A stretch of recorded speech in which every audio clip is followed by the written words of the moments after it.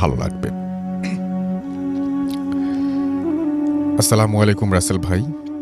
ভালোর দলের মানুষ আপনি, তাই কেমন আছেন আর জানতে চাইলাম না।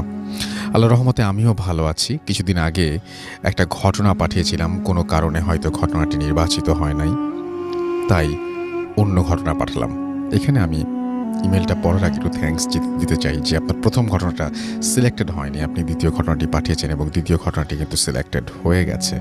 এবং আমি বলবো যে যারা ঘটনা পাঠান কিন্তু সিলেক্টেড হয়নি বলে মন খারাপ করেছেন, প্লিজ মন খারাপ করবেন না, কারণ আপনার চাইতে হয়তো আরেকজন একটু ভালো ঘটনা, জাস্ট একটু ভালো ঘটনা পাঠিয়েছেন বলে তারটা সিলেক্টেড হয়ে গেছে। ভূতফিল্মের স্বার্থে এইটুকু মেনে নেবেন এবং পরবর্তীতে আরও ঘটনা পাঠানোর চেষ্টা করবেন।